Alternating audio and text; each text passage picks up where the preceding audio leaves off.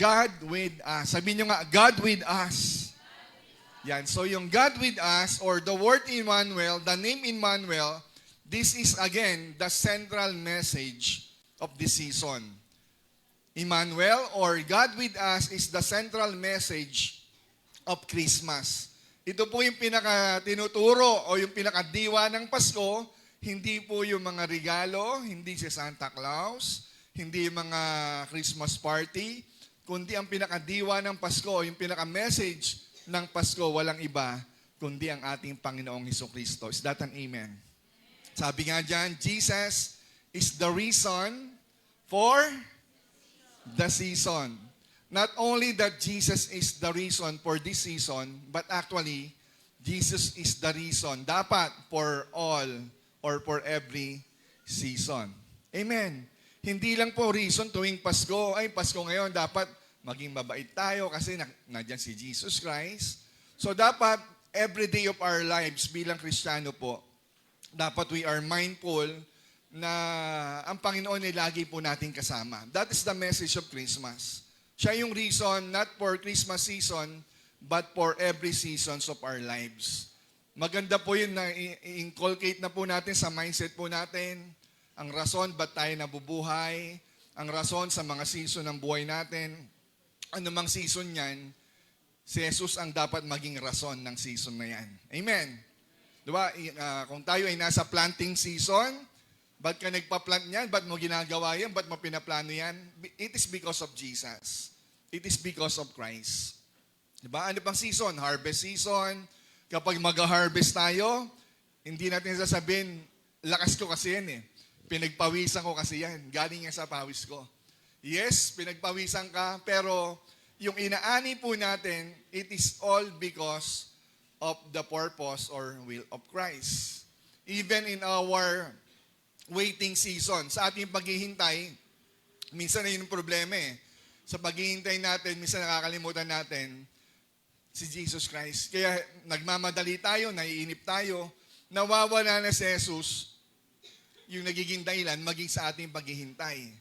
But even in our dry season, di ba, sa moment po ng buhay natin, meron tayong tinatawag na tagtuyot. Sabihin nyo nga, tagtuyot.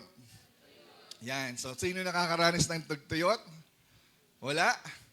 Yan. So, in every season in our lives, dapat input po natin lagi ang ating Panginoon. Amen. Anumang season na dumaan po sa ating mahalaga, kasama po natin si Jesus o ang Diyos.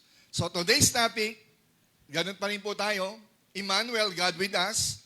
For this morning, pag-uusapan po natin is God with us in the storm.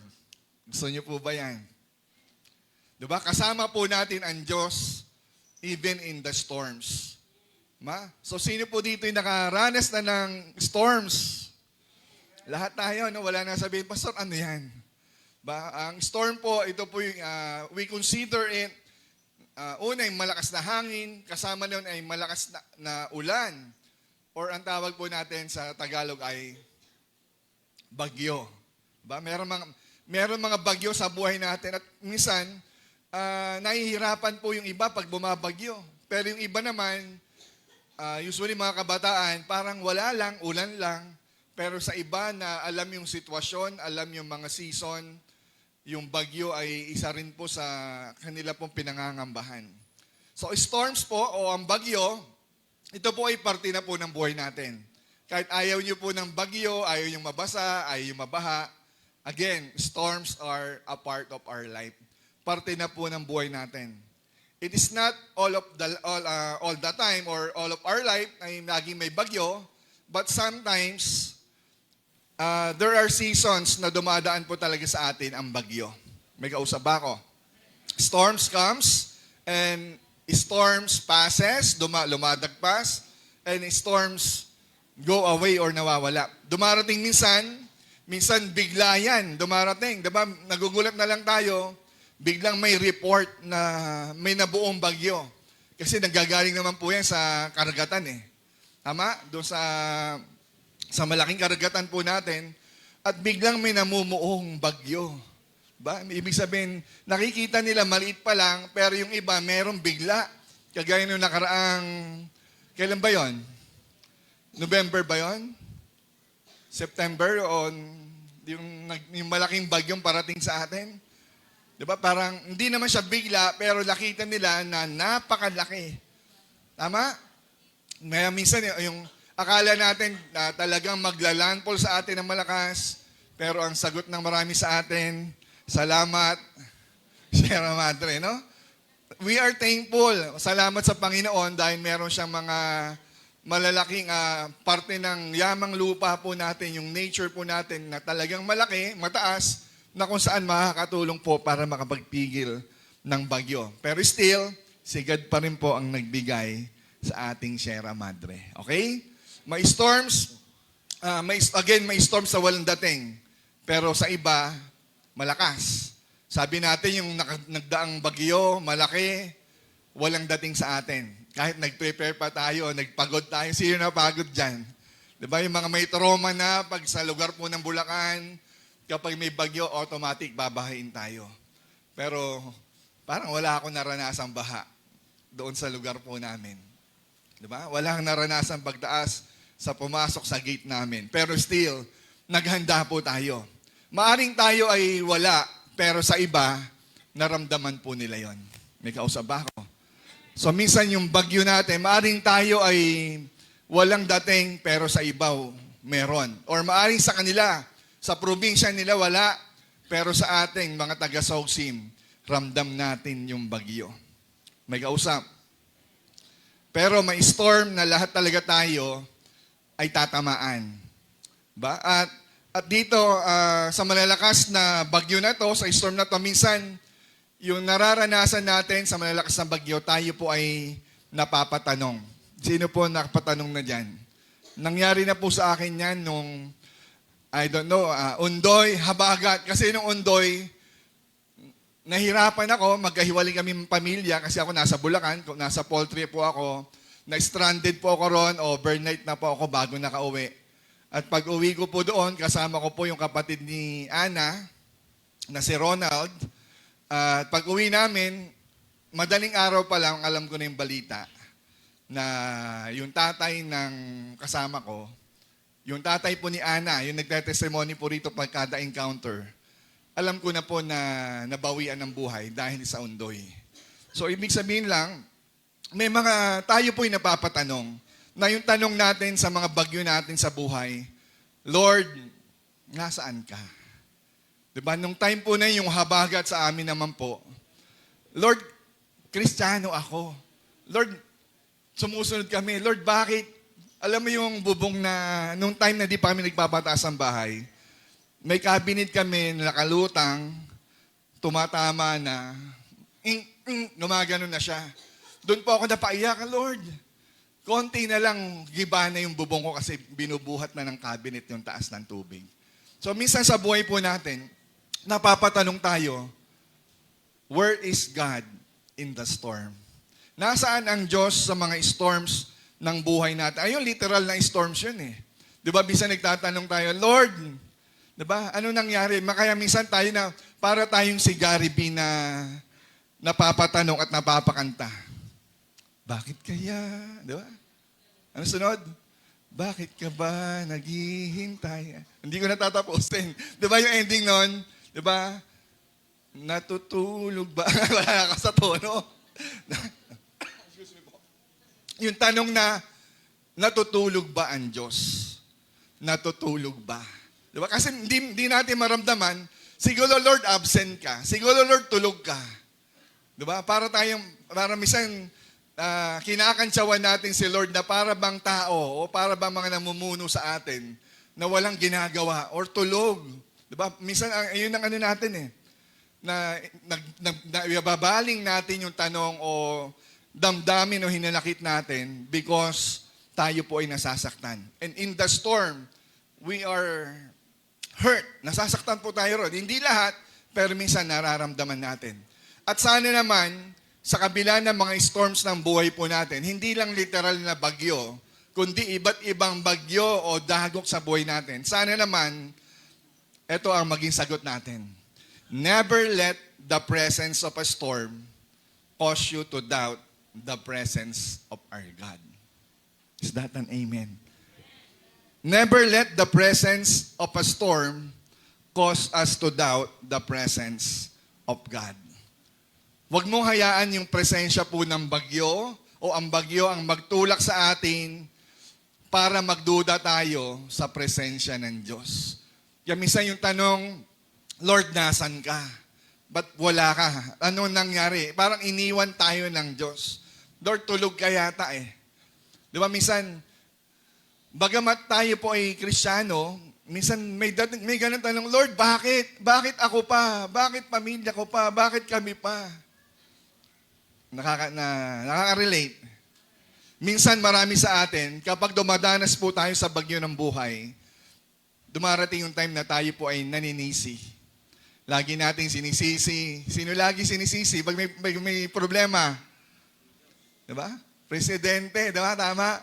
Kasalanan ni ano yan? Ni Baby M. No? Kasalanan ng presidente, kasalanan ng Duterte. Lahat na lang ng presidente may kasalanan sa sitwasyon ng buhay natin. Tama? Naging normal na sa social media, nababasa natin.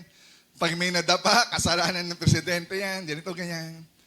Yung iba naman, sinisisi directly si God. Lord, you are sovereign eh, hinayaan mo yan eh. Diba, minsan may mga ganun tayong hinanakit sa buhay na sinisisi natin si God. O yung iba naman sa atin, hindi si God ang sinisisi, madalas or lagi natin sinisisi ang demonyo. Tama? It's the devil's fault. Sinasabi natin, gawa ng demonyo yan eh. Fault ng demonyo yan eh. Lagi, it's the devil's fault. Ba't ka nagagayan? Kasalanan ng demonyo yan. Bakit ka binaha? Ba't kami ganyan sakit? Demonyo kasi. Lahat na lang po ay sinisisi natin sa demonyo. You know what? But most of the times, sa totoo lang, hindi siguro may kasalanan, hindi ang demonyo ang may kasalanan. Bagamat ang purpose ng demonyo, to steal, to kill, and destroy, pero hindi natin pwedeng lahat isisi sa kanila. Most of the times, sa totoo lang, it is our fault. Is that true? Amen ba? Naninisi tayo pero sa totoo lang, di ba, in the middle of that storm, in the middle of the storm, bakit tayo nasa dilubyo? Bakit tayo nasa bagyo?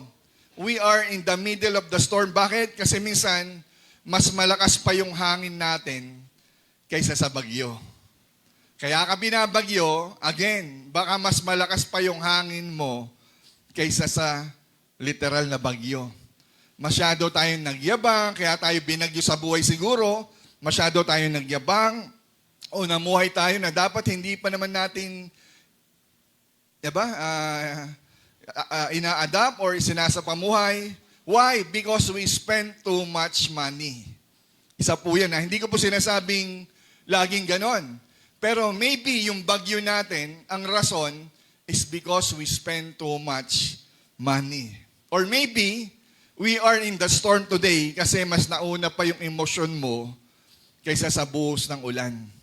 Mas nauna pa yung post mo, mas nauna pa yung galit mo kaysa sa dapat mong pag-isipan. Kaya minsan dahil nauna yung galit, nauna yung emosyon, saka tayo binagyo. I'm not saying literal na bagyo. No? Ito yung bagyo ng buhay po natin. Nasa bagyo tayo ngayon kasi nasa bagyo ka ngayon, yung iba hindi, ikaw nasa bagyo ka. Bakit? Kasi iba ang pinapriority mo. Sabi ni Lord, ito ang gawin mo, pero iba ang ginagawa mo. Kaya magugulat na lang tayo, anyari, ba't nagaganito? Ba't ako binagyo? May kausap pa ba ako? Nakaka-relate? Nasa bagyo ka ngayon, kasi sabi ni Pastor, huwag mong subukan.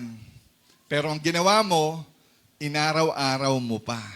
Sabi ng bawal sabi ng wag, pero pinagpatuloy mo pa. Kaya ngayon, nakakaranas po tayo ng bagyo. Amen? Hindi literal na bagyo, pero most of these storms ay tayo po ang may gawa. It is our fault. Kaya ang tanong ko ngayon sa atin, anong bagyo ang nararanasan mo ngayon? I don't know. So kayo na lang pong sasagot niyan. Anong bagyo ang nararanasan mo ngayon? At ang message natin, kasama mo pa ba ang Diyos? Or kasama mo ba ang Diyos sa bagyo na yan? Are you with me? Today we will learn from the Gospel of Mark, chapter 6, verse 45 to 52. Ito po ay patungkol sa bagyo. Actually, maraming story sa bagyo.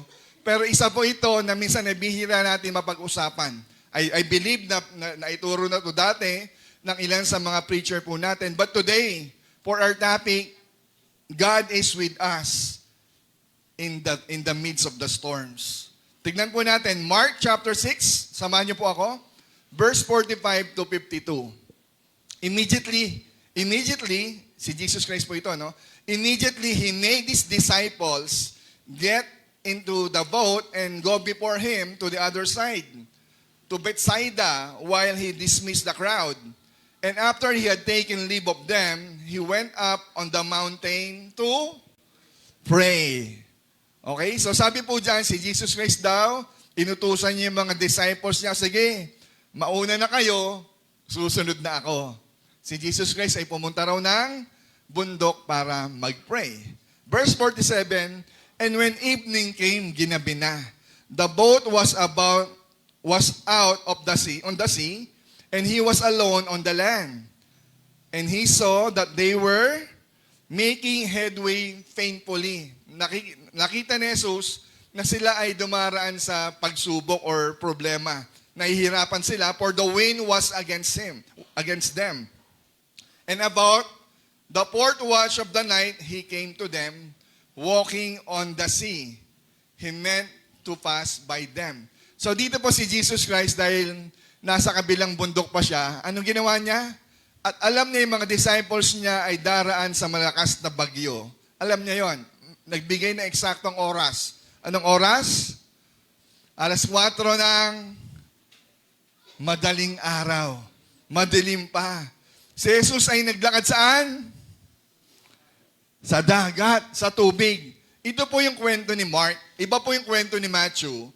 Iba rin po yung kwento ni Luke.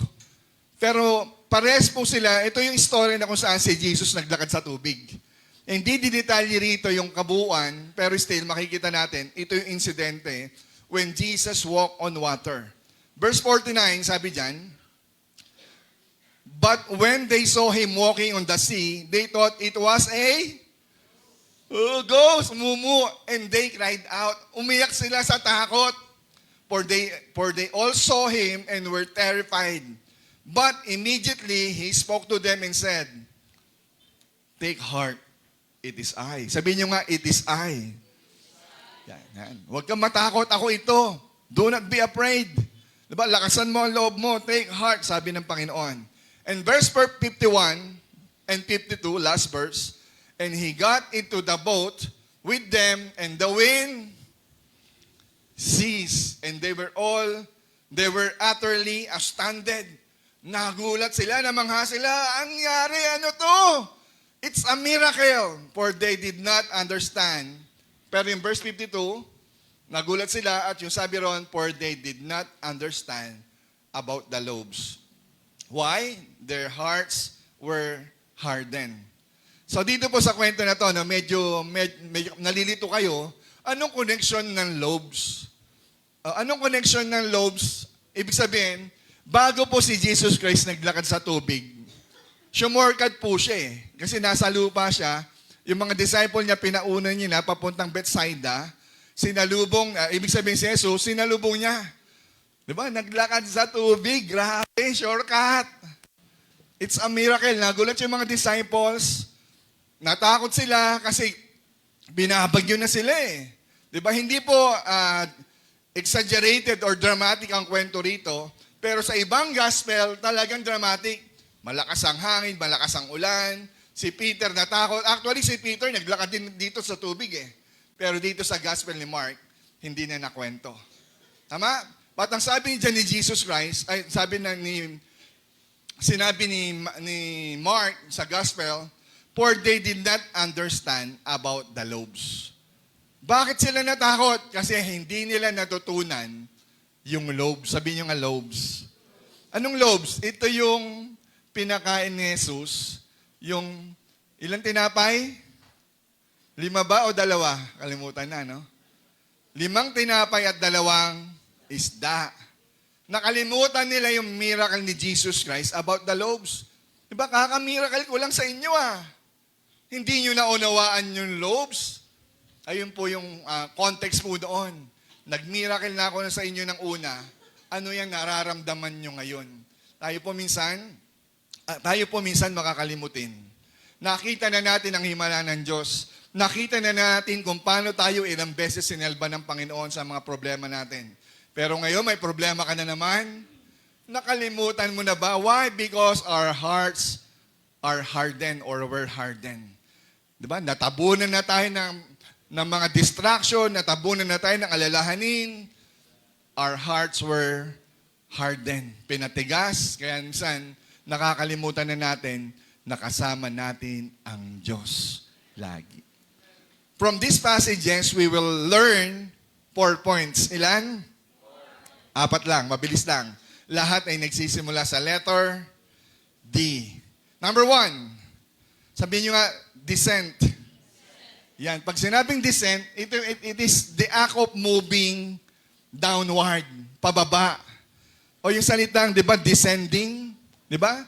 Descending pababa at yung ascending, si Jesus Christ, nung pumunta, the first advent, si Jesus Christ ay pababa, descending sa lupa. Pero nung ngayon, nung umakyat siya sa langit, ang tawag doon, ascending. So we are talking about descent. Verse 45, next slide, sabi po dyan, immediately he made his disciples get into the boat and go before him to the other side, to Bethsaida, while he dismissed the crowd. So sinabi po ng Panginoon dito, sige mga alagad ko, mga disciple ko, mauna na kayo, susunod ako. So dito po sa kwento na to, di ba, yung descending po dito is Jesus acts forcefully. Talagang sinadya, intentional ni Jesus na utusan yung disciple niya na wala siya. Sinadya niyang pumunta muna sa Gedli, hindi mo na nagparamdam, sinadya niya yon. Pero my point is, alam niya yung mangyayari. Alam niya na babagyuhin sila. Alam niya na malakas yung hangin. Alam niya na matatakot itong mga disciple niya. May kausap ba ako? So my point is, Jesus left them no choice. Pinadala sila sa dagat, sila lang at hindi kasama sa Jesus. So they have no choice. So ano pong application po natin dito? Minsan, tayo po, in our Christian life, you know what? God doesn't always give us a choice.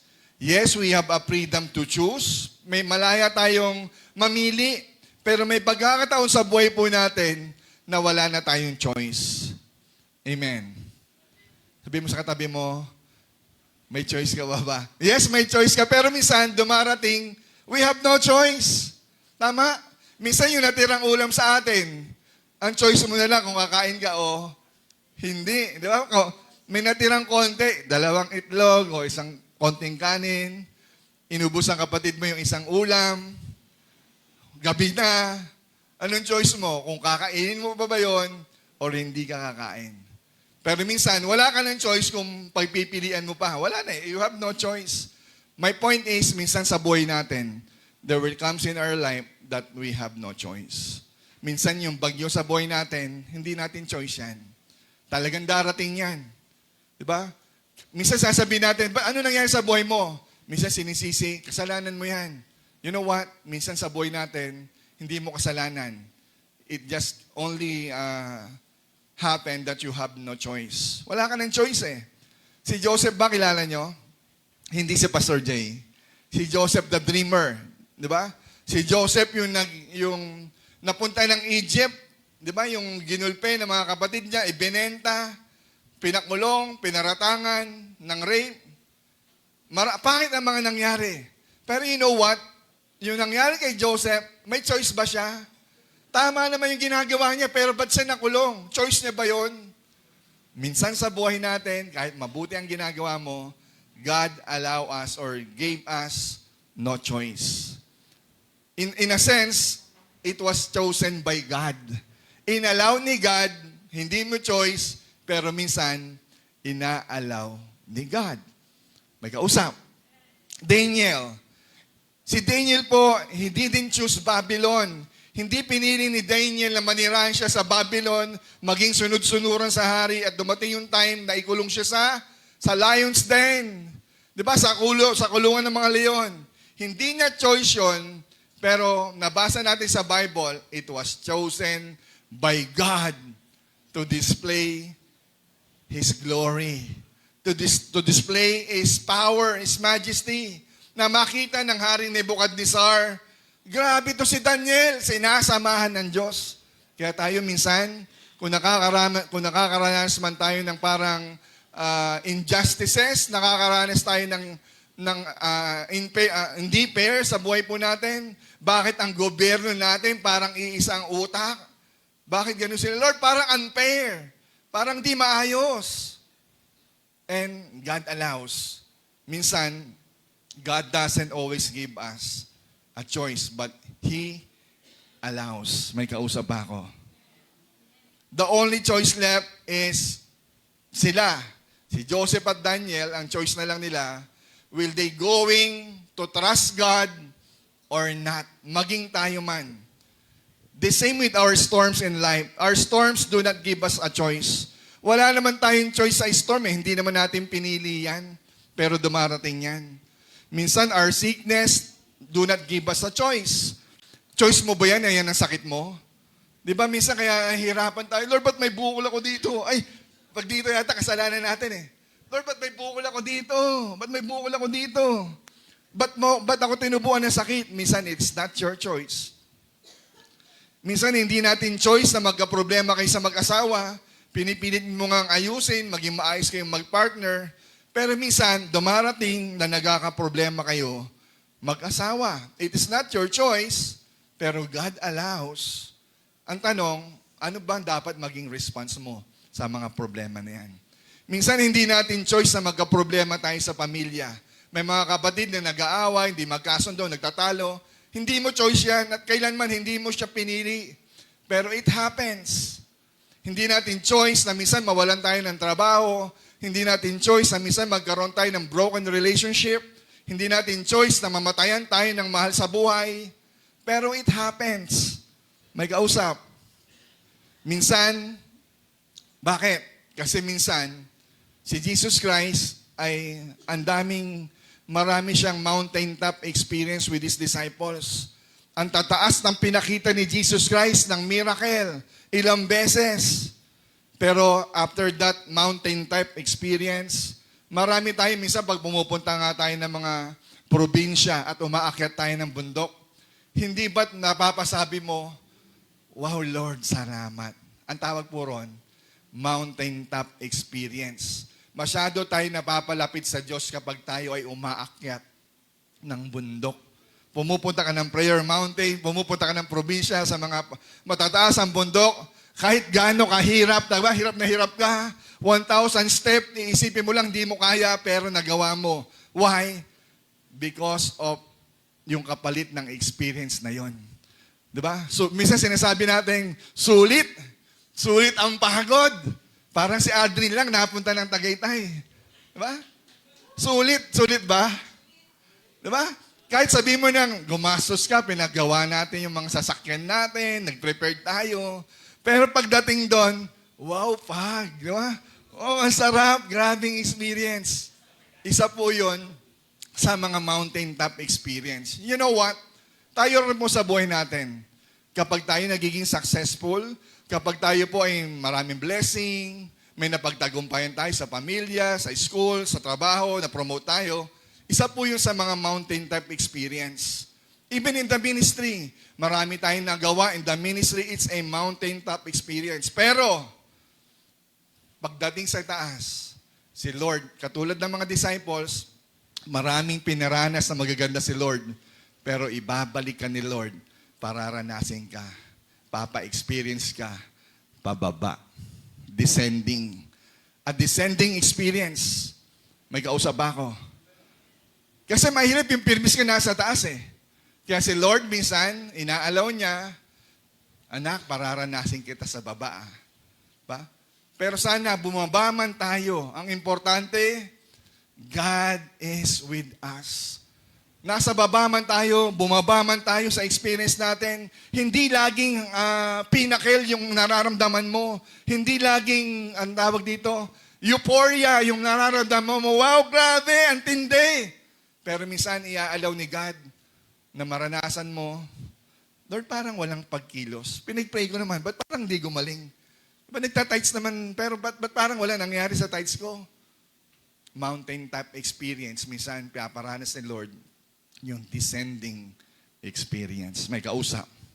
Pangalawa, sabihin nyo nga, despair. Yan. God is with us in our descending, but still, God is with us even in our despair. Buksan nga natin yung verse. Next slide.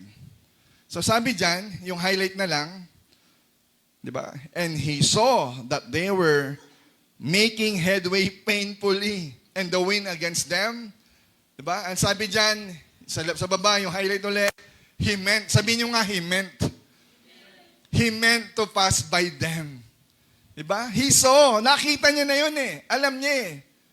At he meant, sinadya ng Panginoon. My question is, sino ang naglagay sa mga disciples sa ganong sitwasyon? Sino? Sino ang naglagay? Sa kwento? Si Jesus. Sinadya niya yun. He meant that way. He meant the experience. Alam niya beforehand. Diba? Ang tanong nga, si Jesus Christ ba ay God? Yes, therefore, si Jesus Christ ba ay katulad ng Diyos Ama na omniscient? Ibig sabihin, alam niya ba ang lahat? Yes. Hindi pa man nangyayari yung foreknowledge niya, alam niya na rin yung lahat. Diba? Alam ba ni Jesus na sasapitin? O alam ba ni Jesus yung sasapitin ng disciples the moment na pinasakay sila sa bangka? Alam ni Jesus lahat ng yun. Jesus known well about the storms. And yet, the disciples find themselves in the position of despair. Alam ni God, pero tayo nangangapa. Naranasan niyo ba yun? Wala tayong kamuwang-muwang sa buhay. Lord, ano nangyayari sa buhay ko ngayon? Ba't parang gulatan ito? Nagulat ako. Kahapon lang, we're okay. Pero kinabukasan, hindi na. We are in despair. Minsan, ang bagyo sa buhay natin come in despair. Minsan, akala natin, kaya natin. Nagulat, nagpataas ka ng bahay, pero still, inaabot pa rin. Nadali yung dalawang sasakyan. And we are in despair. Actually, I am in despair. Hindi ko na nakwento sa inyo. Baka sabihin nyo kasi, kawawa naman si Pastor. Yes, nakakaranas po ako ng kalungkutan. I am very down in that moment. Sabi ko, Lord, ang hirap. Wala akong pampagawa ng sasakyan. Sasakyan ng van. Salamat, may simbahan na mananagot. Pero yung sasakyan, maging sarili kong sasakyan, hindi ko kayang ipagawa. Ang hirap. At nagpapasalamat ako at meron po nagbo-volunteer. Pastor, bigyan kita ng tulong. Mahireming kita. Diba? At least, na-encourage po ako noon. Diba? Salamat dahil hindi lang isang nagbibigay ng ganung tulong, meron pang iba. Kaya minsan hindi ko napagbigay yung ibang kapatid kasi may nauna nang nagbigay ng tulong kasi ayoko pong matulungan mo ako pero babayaran ko rin yun. Sabi ko, sige, tsagain ko na lang muna. Pero salamat po dahil ang God is there even in our despair. May kausap. At maging kayo, I believe, alam ko po, minsan nakakaranas po kayo ng despair. Nagtatanong kayo sa buhay niyo, Lord, bakit nangyari ito? May kausap. At Mark, the Gospel of Mark records the time Jesus came to the disciples in the boat. Di ba? Naglagay siya ng oras. Ano sabi niya? Next slide. Wala? Sige, huwag mo nang ibalik. Di ba? Pero sinabi po doon, and about the fourth watch of the time. Mamaya na po yan. Di ba? Ibig sabihin, alam ni Jesus, di ba, nakasulat po doon yung salitang, a night, He came to them. Gabi pa, madaling araw pa. My point is, madilim pa. 4:00 ng madaling araw na kung saan kasagsagan ng kasarapan pa ng tulog yan. Di ba? Kagigising pa lang ng demonyo niyan. Alas 4, kung saan madilim pa. That means the whole night, the disciples, they were out in the storm. Binabagyo sila. At no moment na binabagyo sila, it was dark, it was raining, and the boat is, di ba, swinging. Talagang excuse me po. Napapa-TikTok, di ba? Niyuyugyog. Kung kailan gabi, may tanong tuloy. Ang tanong ko po, why is that at that times, God placed us in darkness? Bakit minsan inaalaw ni God na tayo po ay mapadpad sa dilim? Ayaw natin ng dilim. Pero God allow us to experience darkness. Dalawang bagay. Ilan? Dalawa lang. Una, it forces us to remember. God allow us to experience darkness. Bakit? Because that experience, that darkest experience in our lives, it forces us to remember. May kausap ba ako? When we are in the dark times of our lives, diba, there are no light, it forces us to remember God. Na-experience nyo ba yun? Na kung saan nadudong ka, kung saan wala ka na makita. Ang talagang pag-asa mo na lang, minsan God allow us to experience darkness para ang makita, wala kang makita, na talagang ang gagawin mo na lang is maalala mo. Diba? Kung sinong maalala mo. Diba? In times of trouble, diba? Yung mga lindol, nakita natin sa TikTok, pag lumilindol, sinong unang tinatawag? Si nanay ba? Si kuya ba? Si Bombay ba? Walang kwenta ang pera mo in that darkest moment. In that darkest moment, ang tinatawag po natin, si God. Ang tanong, in your darkest moment, maalala mo pa ba si God? Isaiah 50 verse 10. Sabi po dyan, who among you fears the Lord? Who among you fears the Lord and obeys the voice of His servant? Yung mga lingkod ng Diyos. Sino sa inyo natatakot sa Diyos at sumusunod sa kanyang mga lingkod? Let him who walks in darkness and has no light, anong gagawin? Trust in the name of the Lord and rely on His God. In the moment of darkness, let him who walks in darkness, na tayo na kung saan tayo nasa kadiliman, nasa sitwasyon, nasa storms of our lives, ang dapat natin gawin is to learn to trust on the Lord and to rely on His power, to rely on His promises. Is that an amen? Inaalaw ni God tayong mapadpad sa dilim. Hindi para mamuhay sa dilim, kundi para mahanapin. Ba? Para maalala natin na tanging Diyos lang ang ating liwanag. Amen. Pangalawa, bakit tayo inaalaw ni God sa dilim? Parang bagyo is because it focuses our attention. Binibigyan tayo ng tamang focus. Tinatama ni Lord yung attention natin. Anak, distracted ka na. Anak, ang dami mong ginagawa sa buhay. Ano na yung ano mo? Teka lang anak, iba na yan ah. Sabi mo sa katabi mo, iba na yan ah. Sinisiko, iba na yan. Minsan, God put us into dark places because it focuses us, our attention. Amen? Minsan sa sobrang liwanag ng paligid natin, walang mali sa liwanag. Pero, minsan nadidistract tayo sa ibang liwanag. Hindi na natin magawang tumingin sa totoong liwanag. May kausap? If you remember, nakalimutan ko na, yung kwento ni Pastor Joseph din, preach niya rito yata sa NOP, na meron po sa may, I forgot the place, sabihin na natin, sa Dubai. Sa Dubai po, nandoon po yung maraming mga matataas na building, nagliliwanagang mga pailaw. Ang tawag nga sa kanila is the Las Vegas in the East. Diba? Parang Las Vegas na kung saan ang tao, wala silang pake sa mundo, sa buhay nila. Basta sila okay, masaya, nagsusugan, gumagawa na kung ano-ano. One time, si Lord nagpadaan ng napakatinding bagyo. Lumilipad ang mga sasakyan. Panood niyo yun, di ba? Ang sasakyan talagang tinatangay sa lakas ng hangin. Bumaha yung mga Ferrari, Lamborghini, di ba ano pa? Busini parang iba yata. Di ba lahat ng sasakyan, Porsche, Ferrari, lahat ng magagarang sasakyan. Audi, talagang lumutang sa tubig. Lumutang lang. Ano nangyari? Nag-blackout, brown out for how many weeks? Hindi kayang supplyan hindi kayang gawin. Ano nangyari? Walang ilaw, walang liwanag. Pero may isang liwanag na nakita. Hindi ang liwanag ng building, kundi ang maningning na bituin. Naiyak ang mga tao.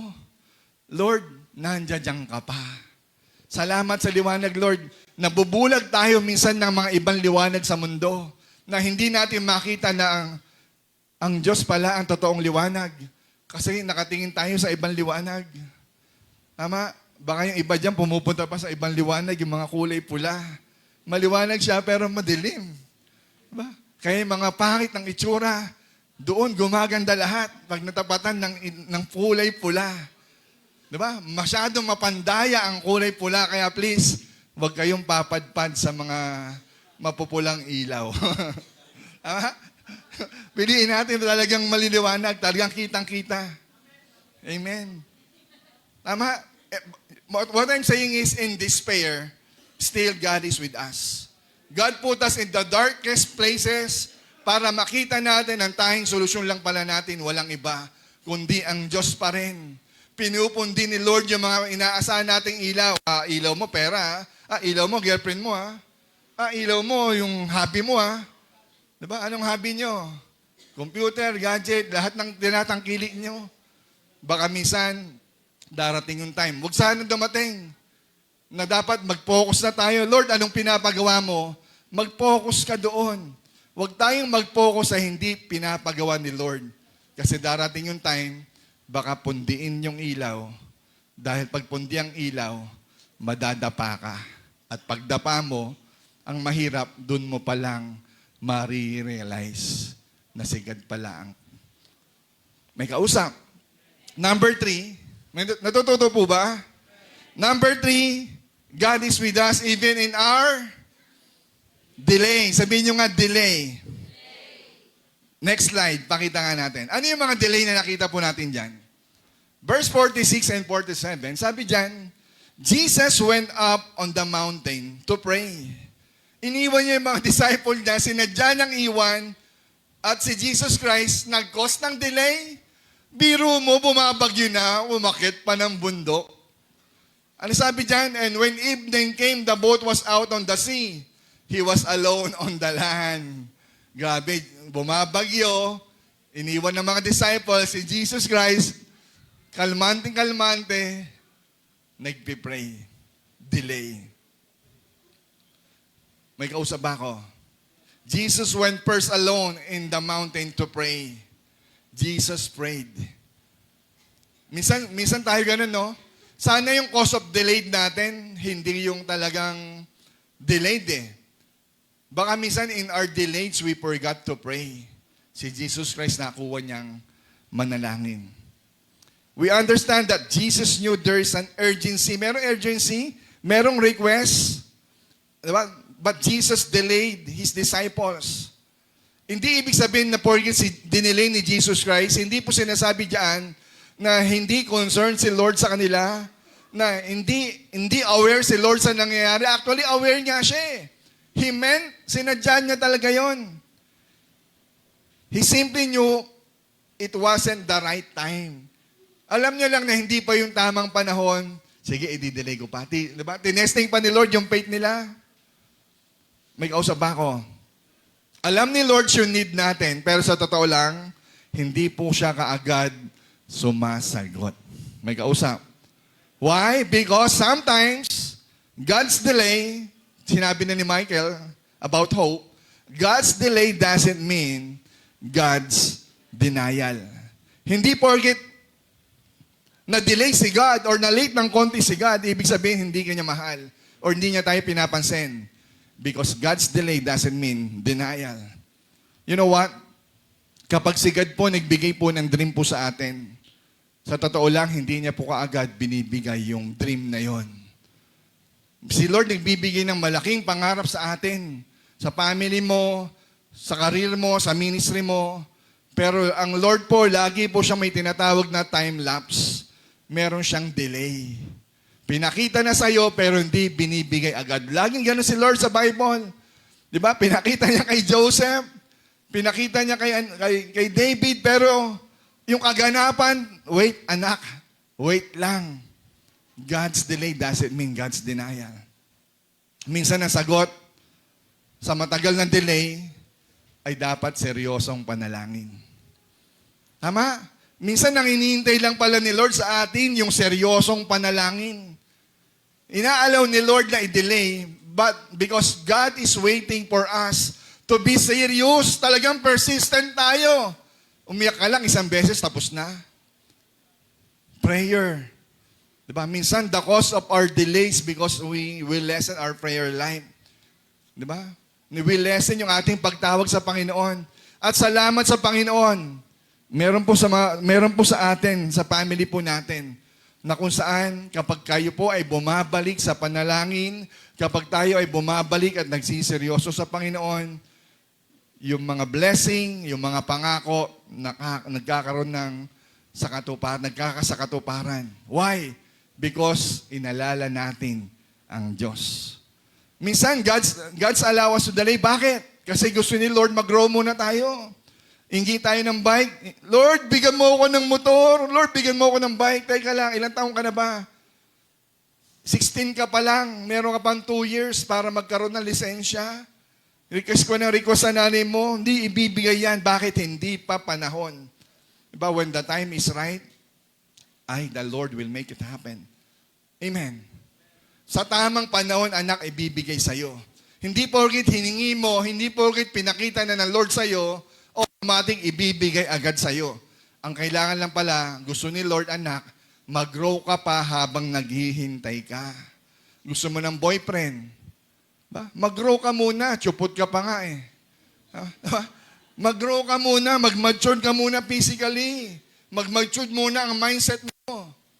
Para kapag ready ka na, this is the right time. Ibibigay ni Lord ang siksik, liglig at umaapaw na pagpapala. Mag-grow ka muna. Pray tayo ng pray, pero ang tanong, ready ka na ba? Pray tayo ng pray, Lord, more blessing, more money, more millions. Pero ang tanong, ready na ba tayo para doon? Kaya minsan, God put us into delays. Amen. Isaiah 30 verse 18. Sabi diyan, therefore the Lord waits to be gracious to you. As example, si Lord, kung tayo ay naghihintay, ang number one na ay talaga mapagpasensya at naghihintay ang Diyos. Kasi kung ang Diyos mainipin, lahat tayo patay na. Kung ang Diyos ay mahina ang pasensya, lahat tayo ay talagang parurusahan na. Pero mabuti ang Diyos, hindi kaagad niya tayo pinaparusahan. Kahit ilang beses tayo nagkakasala, ba? The Lord waits to be gracious to you, and therefore, He exalts Himself to show mercy to you. Mas mataas ang pag-awa ni Lord kaysa sa justice niya. Jesus or God is a God of mercy, but He is also a God of justice. Pero mas mataas ang kanyang mercy and mercy niya and grace. Hindi niya pinapataw yung justice niya agad-agad. Bakit? Kasi hindi magbibigay yung grace kung justice ka agad. Are you with me? Kaya mabuti ang Diyos, hindi siya kagaya natin tao. Minsan tayo, mali yan ah. Hindi, dapat gawin natin to, parusahan natin yan. Teka. Dapat magkaroon pa rin tayo ng grace. Amen? For the Lord is God of justice. Blessed are those who wait for Him. Grabe, no? Character ni God, eto ka naman dapat maging. Dapat, blessed are those who wait on the Lord. May ibang verse pa, di ba? Those who wait on the Lord will renew their strength. They shall mount their wings like eagles. Diba? They will run and they will not grow faint. Hindi mapapagod. Bakit? Kasi naghintay yan. Matured yan. Hindi yan nagmamadali. Sa oras ng waiting season, anak, huwag ka magmadali. Magpadaan ka sa proseso. Maghintay ka. Kasi the moment yung paghihintay mo, nag-manifest, nag-benefit, then yung blessing ni Lord, tapos na yung delay. Tayo ay pupunta na, diba? Sa answered prayer. Amen? He is delaying not because He is uncaring or unaware. God is aware. Gusto lang makita ni Lord sa atin na tayo ay marunong magtiyaga, marunong maghintay, kasi si Lord is a waiting God. Gracious, compassionate, and give us justice. Amen. Pang-apat, panguli, samahan na po ako ng maganda. Pang-apat, God is with us in our deliverance. Sabihin niyo nga, deliverance. Pag sinabing deliverance, hindi po ito yung sinasabi ng, yes, deliverance from evil, deliverance from the demons, pero deliverance meaning God's salvation, God's provision, God answered prayer, it is our deliverance. Verse 49 to 50, sabi po dyan, but when they saw Him walking on the sea, they thought it was a ghost and they cried out, for they all saw Him, were terrified, but immediately spoke to them and said, take heart, it is I, do not be afraid. You know what? Yung pagpapakita po ni Jesus that Jesus walk on water, yung Jesus walking on water, it is ibig sabihin, nilampasan ni Lord yung challenges na nararamdaman ng mga disciples. Bakit? Kasi Jesus Christ defy gravity. Jesus Christ defy the oceans. Sinasabi lang ni Jesus, mas malakas ako kaysa sa bagyo. Diba? Yung imposible, posible ba maglakad sa tubig? Imposible yon. Pero God defies the impossible because to God, nothing is impossible. Minsan sa mga problema natin, tingin natin imposible na eh. Nakalimutan natin, balik tayo, kasama mo ang Diyos. Imposible sa'yo, parang imposible lang magkabalikan pa ang pamilya mo, parang imposible lang maayos pa, parang hindi, imposible na para sa'yo, mabayaran ang utang mo. It is impossible to you, but God defies the impossible. Because to God, all things are possible. Amen. Pinakita lang ni Jesus kung sino siya. Siya ay Diyos. Kaya niyang maglakad sa tubig. Kaya niyang dumaan sa apoy. Walang imposible sa Kanya. Kapatid, ano man ang problema nararanasan mo ngayon? Dito po sa kwento na to, sinasabi lang dyan, imposible sa'yo, pero posible sa Diyos. Anong kailangan natin gawin? Magtiwala sa Kanya. Isaiah 43 verse 16. Thus says the Lord, who makes a way in the sea, a path in the mighty waters. Sa Isaiah yan. Pinatunayan na ng Lord in the Old Testament, even kay Moses, na si Jesus kaya niyang gumawa ng paraan sa karagatan. Biro mo, paano ka tatawid, Moses? Paano mo ililigtas ang Israelita? Nandiyan dyan na mga Egyptian para patayin kayo, para puksain kayo. Pero God is a God of deliverance. God is a God of miracles. Walang imposible sa Diyos. Ano man ang problema mo, kaya niyang gumawa ng daan. God will make a way. Diba? Where there seems to be no way. Wala ka ng paraan, wala ka ng solusyon. But God has a way. Tubig yan. Tubig pala yan. Di maglakad sa tubig. Ganun ang Diyos natin, pero ikaw hindi. Salamat kasi meron tayong Diyos na kayang gawin ang imposible. Kayang humati ng tubig. kayang maglakad sa tubig. Kaya sabi ni Lord sa verse 15, next slide, take heart, it is I. Sabihin nyo nga again, it is I. Ako ito. Sabi ng Panginoon, anak, take heart. Tibayan mo, dip-dip mo, ang laki ng problema mo. Take heart. Sabi ni Lord, ako ito. Baka nakakalimutan mo, it is I. You know what? Yung verse po na yun sa Mark, the same verse equivalent doon sa Greek, sa Hebrew. E-I-M-I. M-E, meaning Jesus is the same God of the Old Testament. It is the same. It is I. Hindi lang ako si Kristo, ako ang Diyos. Therefore, do not be afraid. Sabi mo sa sarili mo yan, do not be afraid. Do not be afraid. Ano man ang problema mo, kapatid, do not be afraid. Kasama mo ang Diyos. It is I. Verse 48. Next slide. Gusto ko lang i-emphasize. Jesus went to pass by them. Si Jesus ay pupunta, dadaan doon. Actually, yung ibang translation po niyan, when Jesus passed by, ibig sabihin, Jesus will show His glory. Sabihin niyo nga, glory. God will reveal Himself. Ipapakita ng Diyos ang glory niya sa kabila ng iyong problema. Ipapakita ng Diyos ang kapangyarihan niya sa kabila ng iyong sitwasyon. God desired to see a glimpse of God in the midst of the storm. Kapatid, I don't know your storms.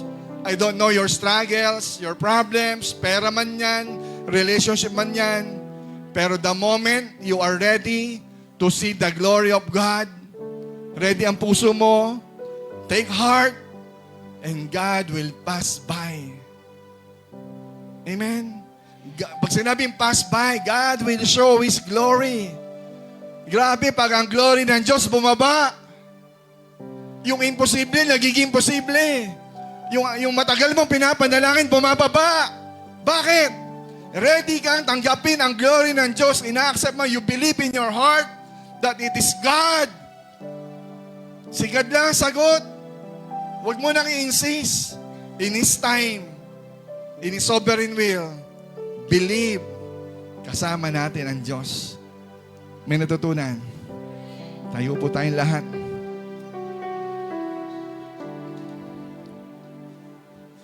Hallelujah.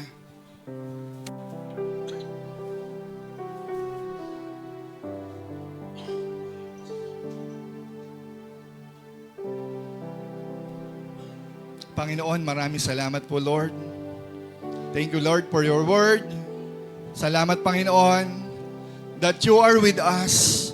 You are with us in the midst of our storms.